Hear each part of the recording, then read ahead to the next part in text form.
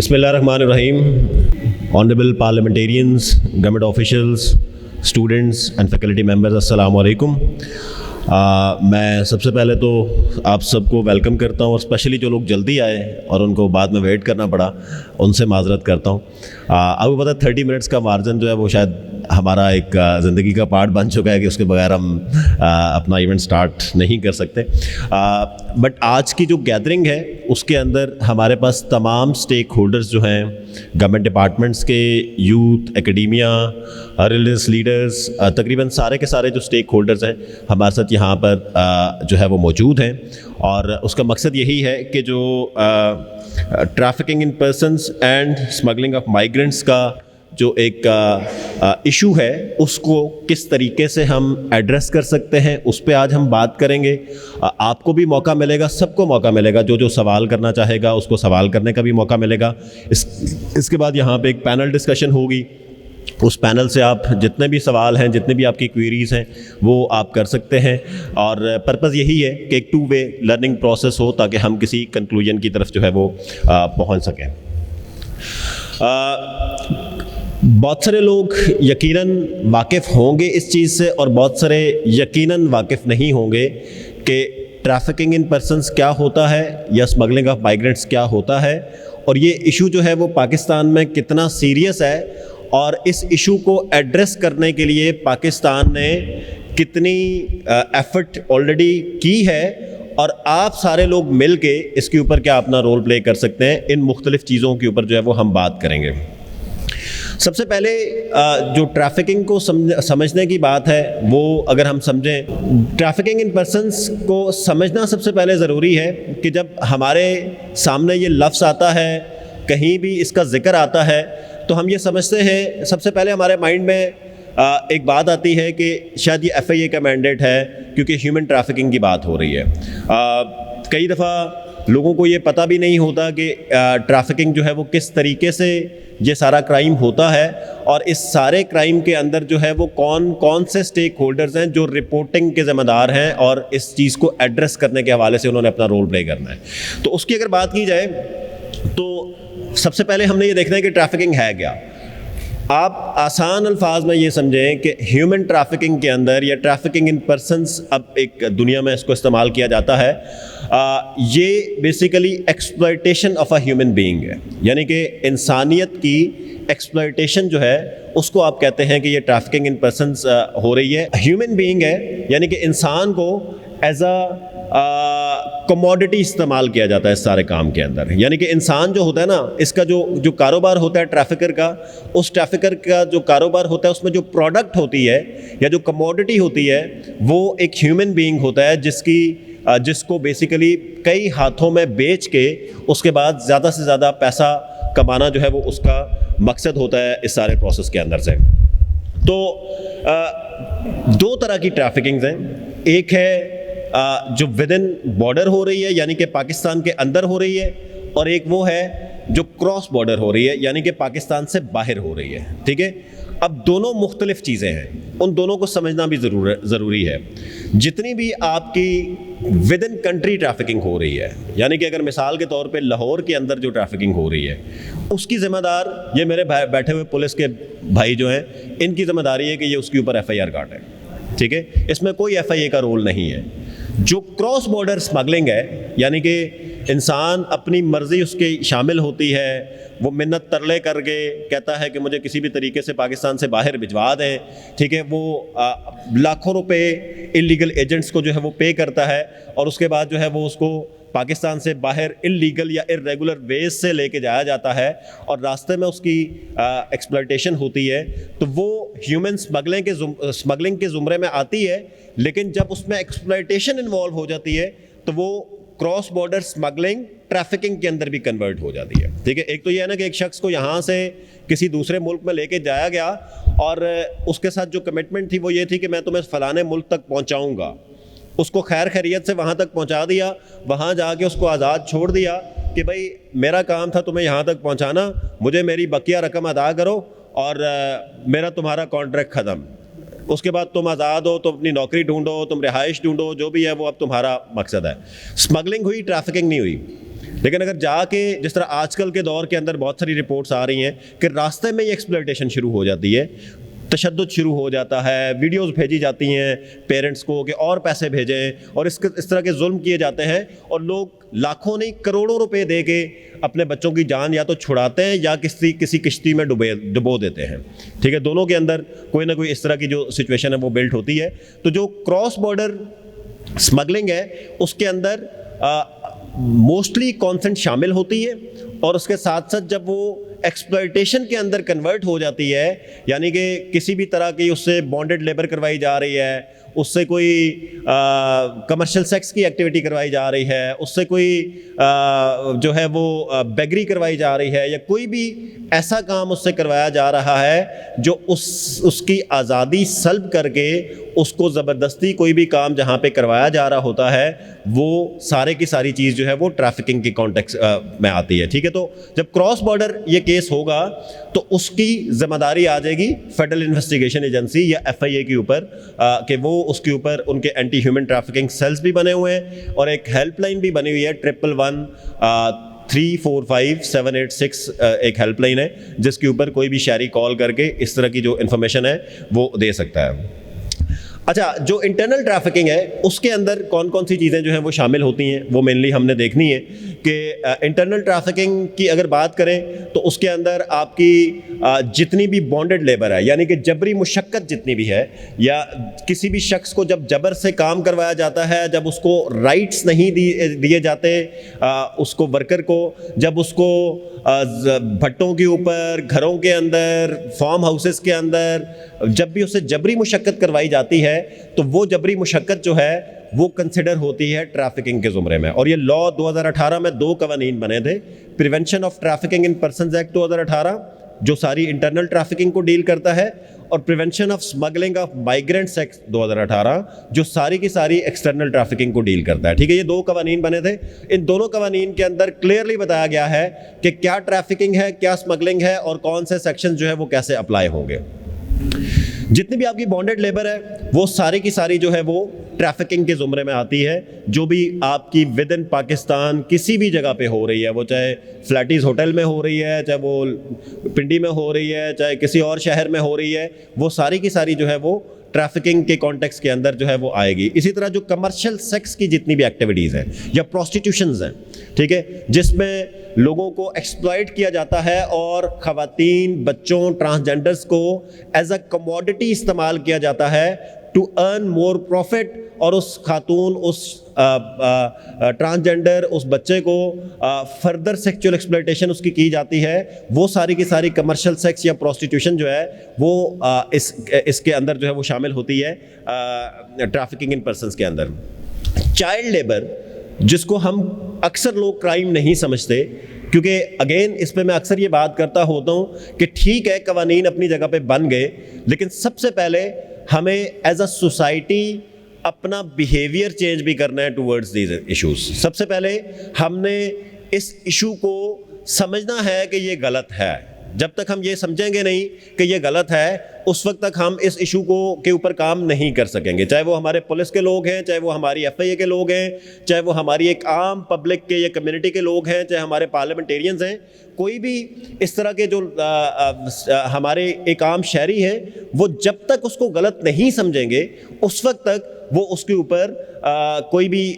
उसके ऊपर कोई रिपोर्ट नहीं कर सकेंगे या उस इशू को एड्रेस नहीं कर सकेंगे। Child labour very common crime हम हर गली मोहल्ले के अंदर देख रहे होते हैं। मैं यकीन से कह सकता हूँ यहाँ पे अगर 100 बंदा बैठा है तो शायद इसमें से भी कुछ 10, 20, 30% लोगों ने घर पे चाइल्ड लेबर रखी होगी, ठीक है, करवा रहे होंगे। ठीक है, हर जगह के अंदर ये मसाइल हैं। चाइल्ड लेबर जितनी भी हो रही है, इट्स अ चाइल्ड ट्रैफिकिंग, और ये क्लियरली अब लॉ के मुताबिक मौजूद है। और उसके ऊपर जब भी कोई इस तरह का केस रिपोर्ट होगा या किसी के नज़र में आएगा और वो उसको रिपोर्ट करेगा, तो उसके ऊपर सेक्शन 3 और section 4 of prevention of trafficking in persons act 2018 non bailable ये ऑफेंस है, उसके ऊपर FIR होगी। ठीक है, तो जितनी भी आपकी चाइल्ड ट्रैफिकिंग है, चाइल्ड लेबर है, यानी कि जितनी भी बच्चों से मुशक्कत करवाई जा रही होती है, वो सारी की सारी आपकी ट्रैफिकिंग के ज़ुमरे में आती है और कानून बड़ा क्लियर है उसके ऊपर कि उसके ऊपर ज़ीरो टॉलरेंस पॉलिसी है और उसको जो है वो उसके ऊपर FIR रजिस्टर्ड होगी। अब एक सवाल ये आता है कि गुर्बत है जी, क्या करें, बच्चों से काम तो करवाना पड़ता है, ठीक है। एक सवाल ये आता है कि हम तो उसकी हेल्प कर रहे हैं, अपने बच्चे को क्यों नहीं आप कहीं बिठाते, किसी के घर भेजते काम करने के लिए। अगर किसी और बच्चे को आपने घर में मुशक्कत के लिए रखा हुआ है, आपने उसकी हेल्प करनी है तो उसी के घर पे उसको जाके फैसिलिटेट करें, उसको एजुकेशन दें, उसको बाकी फैसिलिटीज़ दें। कोई भी जस्टिफिकेशन जो है ना दुनिया के अंदर मौजूद नहीं है जो चाइल्ड लेबर को जस्टिफाई कर सके, ठीक है। अब दुनिया पूरी में ये बड़ी क्लियर मैसेज है कि कोई भी जस्टिफिकेशन नहीं है, तो इसके ऊपर प्रॉपर जो है वो FIR रजिस्टर होती है। और बहुत सारे केसेस ऐसे हैं, बहुत सारी एग्जांपल्स यहाँ पे मौजूद हैं, लाहौर के अंदर, इस्लामाबाद के अंदर, कराची के अंदर, बहुत सारी जगहों के ऊपर कि जहाँ पे इस तरह के केसेस बड़े बड़े लोगों के घरों में हाईलाइट हुए, जिनको ये सोचा जाता था कि शायद इनके ऊपर FIR भी रजिस्टर नहीं होगी, उनके ऊपर FIR भी हुई और वो लोग जेल भी गए, ठीक है। एक केस था रिजवाना केस, अगर आपके जहन से कहीं आपके सामने से गुजरा हो, वो एक जज साहब के घर में वो बच्ची काम करती थी और उसको टॉर्चर किया गया। ये अभी रीसेंट बात है, साल पुरानी बात है, ठीक है। उस फैमिली के ऊपर बाकायदा FIR हुई, उनको जो है वो जेल में बंद किया गया, हवालात में बंद भी किया गया। उस बच्ची को जो है वो सारा उसका ट्रीटमेंट भी गवर्नमेंट ने करवाया। आज वो बच्ची माशाल्लाह से रिहेबिलिटेट होकर चाइल्ड प्रोटेक्शन ब्यूरो पंजाब के अंदर रह रही है। इसी तरह कई और केसेस हैं। यहाँ लाहौर के अंदर ही एक रेस्टोरेंट के ऊपर कोई एक फैमिली खाना खा रही थी और उनके साथ एक बच्ची चाइल्ड लेबर कर रही थी, तो उस बच्ची का केस हाईलाइट हुआ जिस पे उनके ऊपर भी वो केस जो है वो रजिस्टर हुआ। तो मकसद कहने का ये है कि किसी भी तरह की जो चाइल्ड लेबर है उसकी कोई जस्टिफिकेशन जो है वो नहीं है और किसी भी तरह से आप इसको डिनाई नहीं कर सकते कि जी हम इसको जो है वो क्राइम नहीं समझते। तो जितनी भी चाइल्ड लेबर है वो सारी की सारी चाइल्ड ट्रैफिकिंग के ज़ुमरे में आएगी। इसी तरह जितनी भी आपकी बैगरी हो रही है, ठीक है, पहले जो है इस बैगरी को इतना ज़्यादा उस कॉन्टेक्स्ट में नहीं लिया जाता था, लेकिन हम पिछले कई सालों से ये बात कर रहे हैं कि ऑर्गेनाइज माफिया है जो लोगों से बैगिंग करवाता है और उसके बाद शाम को उनसे पैसा कलेक्ट करके, ये पूरा एक माफिया है जो इस बिज़नेस को रन करता है। तो exploitation of a human being उसके अंदर हो रही होती है, ठीक है। अब जो अमेंडमेंट आई है उसके अंदर जो है वो बेगरी को भी जो ट्रैफिकिंग है उसका कंपोनेंट बना दिया गया है। जितनी भी आपकी बेगरी हो रही है, जो सिग्नल्स के ऊपर मुख्तलिफ जगहों के ऊपर हमें लोग नज़र आते हैं जिनको हम इग्नोर कर देते हैं, या शायद हम लोग ही उन ऑर्गेनाइज माफियाज को सपोर्ट करने के लिए 10, 20, 50 रुपये, 100 रुपये और उस बच्चे को, उस खातून को, उस ट्रांसजेंडर को दे रहे होते हैं कि शायद वो हम उसकी हेल्प कर रहे हैं, जबकि हम उसकी हेल्प नहीं कर रहे। हम पीछे एक ऑर्गेनाइज माफिया है जिसको हम बेसिकली फैसिलिटेट कर रहे होते हैं सारे प्रोसेस के थ्रू। तो जितनी भी आपकी बैगरी हो रही है विद इन पाकिस्तान, और जो एक कल्चर शुरू हुआ पिछले कुछ अरसे में कि यहाँ से लोग उम्रे के बहाने जाते थे पाकिस्तान से बाहर, और वहाँ पे जाके हरम में भी और बाकी जगहों पे भी लोग जो है वो जाके भीख मांग रहे थे, और उस पर फिर सऊदी गवर्नमेंट ने और यूएई गवर्नमेंट ने भी गवर्नमेंट ऑफ पाकिस्तान को लेटर्स लिखे कि आपके लोग जो है वो वहाँ से आते हैं और यहाँ आके जो है वो भीख मांगते हैं, जिसकी वजह से जो है वो एक इन क्राइम्स में बहुत ज़्यादा इजाफा हो रहा है। तो अब उसके अभी उस लॉ को अगर आप देखें अमेंडमेंट को, तो उसके नीचे ये रेफरेंस दिया हुआ है कि ये जो अमेंडमेंट की गई इसको इस वजह से किया गया कि इंटरनेशनली मुख्तलिफ मुल्कों ने पाकिस्तान को ये लेटर्स लिखे कि आपके लोग जो है वो वहाँ से वीज़ा लेके यहाँ आते हैं और यहाँ पे कोई और काम नहीं करते, बल्कि यहाँ पे आके भीख मांगना शुरू कर देते हैं, और पीछे एक पूरा माफिया होता है जो उनको रन कर रहा होता है, ठीक है। और कई लोग ऐसे केसेस जो है, और अभी FIA ने इसके ऊपर काफ़ी एक्टिवली काम भी करना शुरू कर दिया है और लोगों को एयरपोर्ट से ही जो है वो चेक करके ऑफलोड करना शुरू कर दिया है। ये तो हो गया क्रॉस बॉर्डर, लेकिन विद इन पाकिस्तान भी आप यहाँ से फ्लैटिस के बाहर इशारे पे चले जाएं, वहाँ पे भी आपको नज़र आएंगे हर जगह के ऊपर जो है वो बैगर्स का जो माफिया है वो आपको काम करता हुआ नज़र आएगा। जब भी कोई इस तरह का केस होगा, इस तरह के किसी भी केस के ऊपर हमारे पुलिस वाले भाई यहाँ बैठे हैं, यकीनन ये लोग अपनी एफर्ट करते हैं, कार्रवाई करते हैं, लेकिन ये लोग क्या करते हैं, ये PPC का कोई सेक्शन उसके ऊपर लगा देते हैं और उस सेक्शन को लगाने के बाद उसके ऊपर FIR रजिस्टर हो जाती है। बस अपनी तरफ से इनकी एफर्ट पूरी होती है कि हमने उसके ऊपर PPC का एक ये सेक्शन भी लगा दिया, ये भी लगा दिया, ये भी लगा दिया, ये भी लगा दिया, लेकिन इसके ऊपर सेक्शन 3 या section 4 of prevention of trafficking in persons act 2018 लगाना क्यों ज़रूरी है, वो भी मैं थोड़ा सा कॉन्टेक्स्ट आपको बताता हूँ। जैसे पाकिस्तान समेत दुनिया पूरे के जो मुल्क हैं उन्होंने बहुत सारे इंटरनेशनल ट्रीटीज़ साइन की हुई हैं, बहुत सारे जो इंटरनेशनल ट्रीटीज़ हैं उसका वो पार्ट है जो मैंडेटरी होती हैं मुख्तलिफ कंट्रीज़ के ऊपर कि उन्होंने उनको जो है वो फॉलो करना होता है और उस पर रिपोर्टिंग भी करनी होती है और उसको सबमिट भी करवाना होता है। किसी भी केस की रिपोर्टिंग होना, अगर मिसाल के तौर पे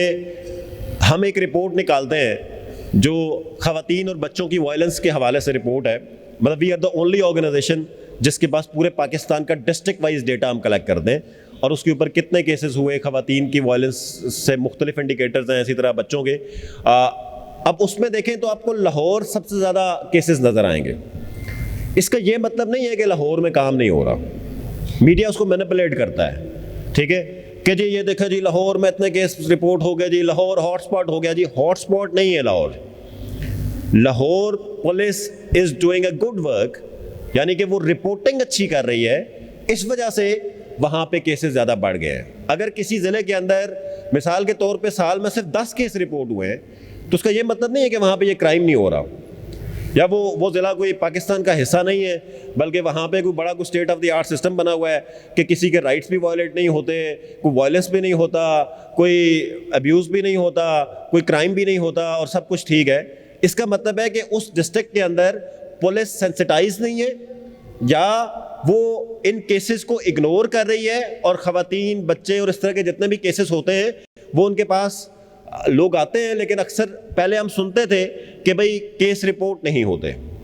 टाल दिया जाता है और उसको लिंगर ऑन किया जाता है। लेकिन अब एक पंजाब पुलिस की तरफ से ये एफर्ट की गई आईजी साहब की तरफ से कि कम से कम जो केसेस हैं उनको रिपोर्टिंग, पुलिस वाले भाई बैठे हैं, अगर मैं गलत कह रहा हूँ तो मुझे करेक्ट कर सकते हैं, कि उसके ऊपर रिपोर्टिंग को जो है वो इंश्योर करवाया जाए और कोई भी अगर इस तरह का केस आ रहा है तो उस पर फौरी FIR दी जाए ताकि वो रिकॉर्ड का हिस्सा भी बने और उसके ऊपर मुकम्मल जो है वो तफ्तीश वगैरह भी हो सके। दुनिया पूरी में आप अभी गूगल करें, कनाडा, US, UK, किसी भी मुल्क के अंदर, डेवलप्ड नेशंस के अंदर किसी भी क्राइम का रेट आप चेक करें, वहाँ पे आपको ओपन डेटा के तहत आपको गूगल के ऊपर वो इंफॉर्मेशन मिल जाएगी कि कौन सा क्राइम किस एरिया के अंदर ज़्यादा है, ठीक है, कौन सा क्राइम, कौन सा एरिया जो है वो कहाँ पे कितनी रिपोर्टिंग जो है वो हो रही है,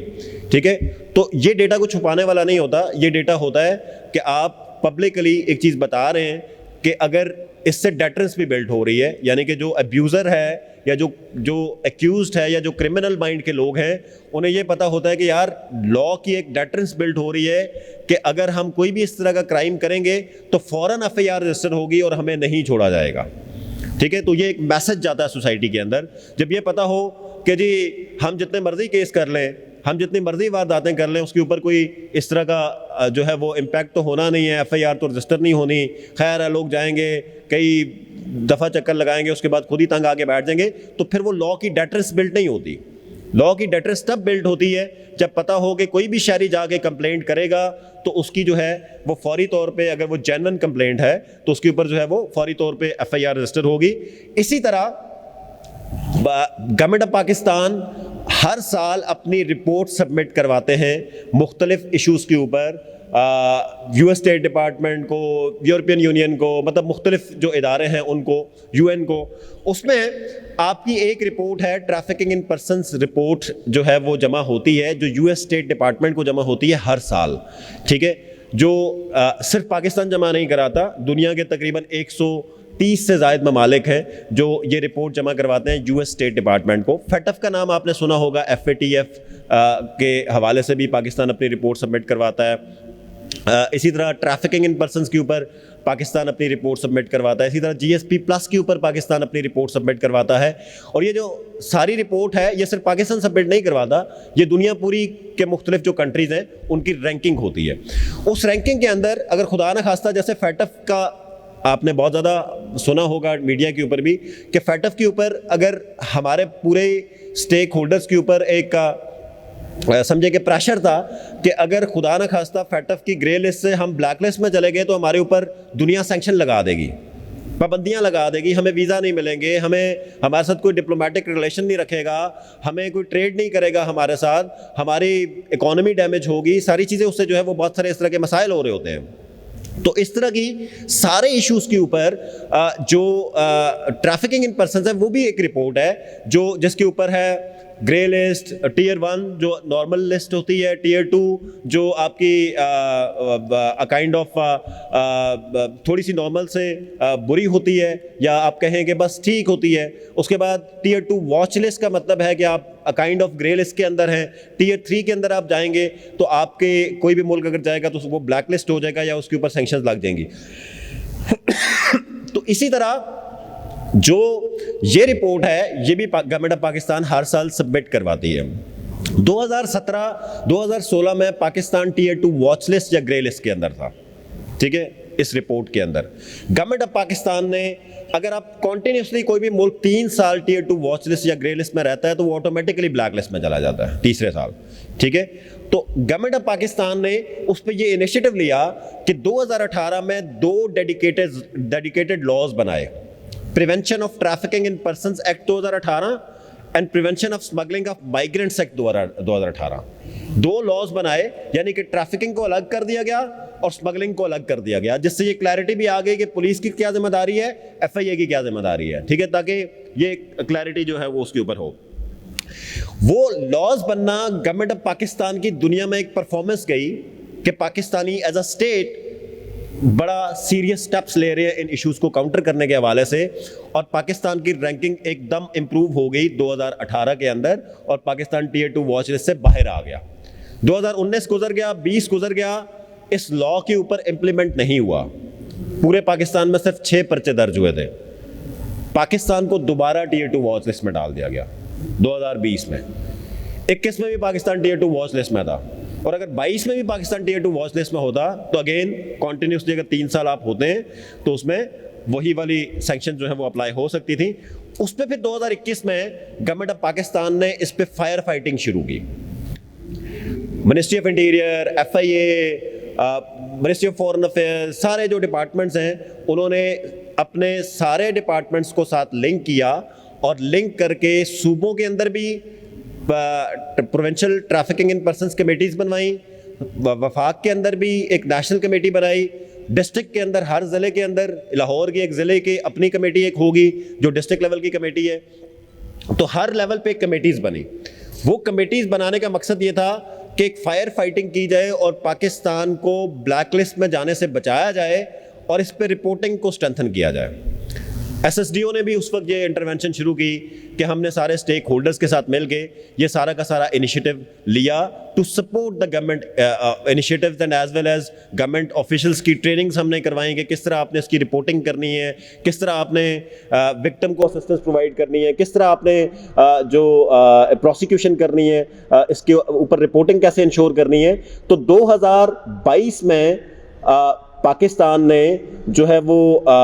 कोई 900 केसेस रजिस्टर हुए थे पूरे पाकिस्तान के अंदर इंटरनल ट्रैफिकिंग के, और उसकी वजह से पाकिस्तान की रैंकिंग दोबारा से इंप्रूव हो गई थी। 2022 में पाकिस्तान की रैंकिंग इंप्रूव हुई कि रिपोर्टिंग आपकी 6 केसेस से को 918 केसेस पे गई। तो अब ऐसा नहीं है कि रिपोर्ट बढ़ गई तो दुनिया कहे जी पाकिस्तान तो बड़ा सीरियस इसके ऊपर ये ज़्यादा केस बढ़ गए हैं, बल्कि दुनिया कह रही है कि पाकिस्तान ने इसके ऊपर रिपोर्टिंग शुरू कर दी है। इसकी वजह से अब पाकिस्तान जो है वो उसकी रैंकिंग जो है वो इम्प्रूव हो गई है, ठीक है। इसी तरह 23 में, 24 में, 25 की रिपोर्ट अभी अगले महीने पब्लिश हो रही है, ठीक है। इंशाल्लाह उम्मीद है कि पाकिस्तान की रैंकिंग बेहतर होगी या रिटेन करेगा वही। तो इसी तरह जो मुख्तलिफ डिपार्टमेंट्स हैं उन्होंने अपना इसके ऊपर काम करना शुरू किया। तो रिपोर्टिंग की जो हैसियत है वो इतनी इंपॉर्टेंट है। अब जो मैं बात जहाँ से मैंने ये शुरू की थी ये वाली, वो ये थी कि पुलिस अपनी तरफ से पाकिस्तान पीनल कोड के मुख्तलिफ सेक्शंस अप्लाई कर रही होती है उसके ऊपर, और यकीनन अपनी समझ और अकल के मुताबिक ये लोग ठीक काम कर रहे होते हैं। लेकिन जब स्पेशल लॉ आ जाता है किसी भी चीज़ का, किसी भी इशू के ऊपर, जैसे prevention of trafficking in person act 2018 is a special law, तो वो पुराने तमाम कवानीन से प्रिवेल करता है। यानी कि आपने जब भी कोई अब चाइल्ड लेबर का केस आपके सामने आना है तो आपने सेक्शन 3 या section 4 of prevention of trafficking in person act 2018 लगाना है। एक फायदा उसका ये कि भाई नया कानून आ गया है तो वो ऑटोमेटिकली बाकी कवानीन के ऊपर उसको इसकी अहमियत ज़्यादा है। दूसरा ये कि आप जितने मर्जी ऐसे केसेस रजिस्टर कर लें under prevention of under PPC, आपकी मुल्क की परफॉर्मेंस नहीं शो होगी दुनिया के अंदर कि आप ट्रैफिकिंग के ऊपर कितना काम कर रहे हैं। तो अगर आप चाइल्ड लेबर का केस किसी पीपीसी के सेक्शन से बेहतर है कि अगर आप prevention of trafficking in persons act के तहत करेंगे तो उसका फ़ायदा ये होगा कि जब साल के बाद कारकर्दगी निकाली जाएगी तो Lahore police, Punjab police, KP police, Sindh police, जो भी इसके तहत पर्चे दर्ज हुए होंगे वो उस कैटेगरी के अंदर फॉल होंगे कि गवर्नमेंट ऑफ पाकिस्तान ने इसके ऊपर कितना सीरियस इनिशिएटिव्स लिए हैं, कितनी सीरियस एफर्ट की है कि इसके ऊपर एफआईआर रजिस्टर की हैं। लेकिन अगर आप पीपीसी के तहत सारे पर्चे दर्ज करेंगे तो वो आपकी prevention of trafficking in persons वाली रिपोर्ट के अंदर नहीं जाएंगे। तो इसलिए इसकी अहमियत इतनी ज़्यादा है कि एक नेशनल कॉज भी है कि पाकिस्तान का जो दुनिया में एक रैंकिंग है उसको बेहतर करने के लिए अपना जो रोल है वो आप सारे लोग उसके अंदर प्ले कर रहे होंगे। इसी तरह प्रोसिक्यूशन ने भी इसके हवाले से एक बड़ा अहम रोल है प्रोसिक्यूशन डिपार्टमेंट का कि उन्होंने ज़ाहिर है जब प्रोसिक्यूशन करनी है तो वो उन्होंने इसी को एज अ एग्जांपल बना के और इसी को फर्दर एडवोकेट करना है। कन्विक्शन वेरी इंपॉर्टेंट कि जब तक आपकी कन्विक्शन प्रॉपर नहीं होगी, अभी कन्विक्शंस हुई लेकिन शायद इसको मज़ीद बेहतर करने की बहुत ज़्यादा गुंजाइश है। जुडिशल अकेडमीज़ के अंदर अब ये पढ़ाना शुरू कर दिया गया है, पुलिस अकेडमीज़ के अंदर अब ये prevention of trafficking in persons और स्मगलिंग माइग्रेंट्स को जो है वो पढ़ाना शुरू कर दिया गया है। तो जब तक तमाम के तमाम स्टेक होल्डर्स इस पर अपना रोल प्ले नहीं करेंगे वो चीज़ ठीक नहीं होगी। दूसरी बात, जिस भी किसी इस तरह के केस के अंदर आप एफआईआर दे रहे हैं, जो ये हरकत कर रहा है वो एक्यूज्ड है, जिसके साथ ये हरकत हो रही है वो विक्टिम है। उस विक्टिम को आपने विक्टिम रिहेबिलिटेशन सेंटर के अंदर भेजना है। मिसाल के तौर पे अगर वो बच्चा है तो उसको आपने चाइल्ड प्रोटेक्शन ब्यूरो की तरफ रेफर करना है। अगर वो खातून है तो वैसे तो इसके लिए अलग से विमेन प्रोटेक्शन सेंटर्स बने होने चाहिए, लेकिन उसको आपने जो दारुल अमान या जो भी फैसिलिटीज़ अवेलेबल हैं इस वक्त पाकिस्तान में, उन फैसिलिटीज़ की तरफ आपने जो है वो उसको रेफ़र करना है। इसी तरह जो क्रॉस बॉर्डर है, आपकी यूथ सारी की सारी एक्सप्लॉइट हो रही है। ये जो बेल्ट है आपकी पंजाब की गुजरांवाला से लेके चट्टा साहब भी यहाँ पे मौजूद हैं उसी इलाके से, हमारे एमपीए साहब, तो ये जो पूरी बेल्ट है, इस बेल्ट के अंदर एक माइंड सेट है कि बच्चा थोड़ा सा बड़ा होगा तो सबसे पहले क्या करना है, उसको बाहर भेजना है। कोई और ऑप्शन उसके सामने नहीं रखी जाती। अभी आप देखें कितने वाकयात हुए पिछले 1 से 1.5 साल के अंदर। 350 पाकिस्तानी एक दफ़ा अपनी जान से गया, 85 के करीब पाकिस्तानी एक दफ़ा गया, मल्टीपल वाकयात उसके बाद हुए। तो यानी कि सैकड़ों पाकिस्तानी जो हैं वो जो मुख्तलिफ रिपोर्ट्स हैं उसके मुताबिक 30 लाख से 70-80 लाख रुपया पर हेड पे किया जाता है इल्लीगल पाकिस्तान से भेजने के लिए। ठीक है, तो यानी कि वो पेरेंट्स अपने बच्चे की मौत खरीदते हैं, उसके ऊपर 50 लाख, 60 लाख, 70 लाख रुपया किसी एजेंट को पे करके। तो बजाय इसके कि उसको 70 लाख रुपया दे के आप इल्लीगल तरीके से उसकी मौत खरीदें, पाकिस्तान के अंदर बहुत अपॉर्चुनिटीज़ हैं कि वो 50 लाख, 20 लाख, 30 लाख, 70 लाख लगा के यहाँ पे अपना काम कर सकता है। तो ये जो एक माइंडसेट है कि भाई हमने सिर्फ और सिर्फ यही रास्ता अडॉप्ट करना है, उसको डिस्करेज करने की ज़रूरत है। उसके ऊपर भी हम लोग मुख्तलिफ universities, colleges, local communities, parliamentarian, इस तरह के सारे इनिशिएटिव्स पे काम करते हैं। मैडम उस्मा कारदार यहाँ पे मौजूद हैं। एक बड़ा अच्छा इनिशिएटिव पंजाब असम्बली के अंदर लिया गया। पहली दफ़ा किसी पार्लियामेंट के अंदर यह हुआ कि जैसे ज़िले में भी कमेटी बनी हुई है, प्रोविंस में होम डिपार्टमेंट की कमेटी बनी हुई है, नेशनल लेवल पे MOI की कमेटी बनी हुई है, इसी तरह पहली दफ़ा ये हुआ कि मैडम ने एक रेजोल्यूशन पेश की पंजाब असम्बली के अंदर, और हमारे ऑनरेबल स्पीकर साहब के हम बड़े शुक्रगुजार हैं कि उन्होंने अभी हमारे इवेंट में आना था लेकिन उनकी कोई तबीयत सेट नहीं है आज, तो इस वजह से वो घर से कोई एक्टिविटी यानी कि घर से ही काम कर रहे हैं, तो वो कहीं जा नहीं रहे। स्पीकर साहब से अभी रब्ता हुआ है हमारा। तो बेसिकली स्पीकर साहब वाज वेरी काइंड कि उन्होंने इस इशू के ऊपर इनिशिएटिव लिया, इस रेजोल्यूशन को पास किया और एक स्पेशल कमेटी बनाई on anti human trafficking and smuggling parliamentary committee, जिसको मैडम उज़मा कारदार साहिबा चेयर करती हैं, और उसके ऊपर उसका मकसद यही है कि जब तक पार्लियामेंटेरियंस सवाल नहीं उठाएंगे इन इश्यूज़ के ऊपर, वो अपने सरकारी अफसरान से क्वेश्चन नहीं करेंगे, उस वक्त तक ये चीज़ें एड्रेस नहीं होंगी। तो ये मुख्तलिफ एफर्ट्स हैं। अब ये सेशन वैसे हमारा 3 दिन का होता है, लेकिन मैंने कोशिश की कि हम इसे 25-30 मिनट के अंदर जो है वो ख़त्म करें, ठीक है। तो उसको हम मज़ीद आपके जो सवाल होंगे वो भी आपके साथ जो है वो शेयर करेंगे, जो भी हमारा इनपुट होगा सवालों में भी। मैं अब मेरे ख्याल से माइक तारम के हवाले करता हूँ और फर्दर हम इसको वो करते हैं। Thank you.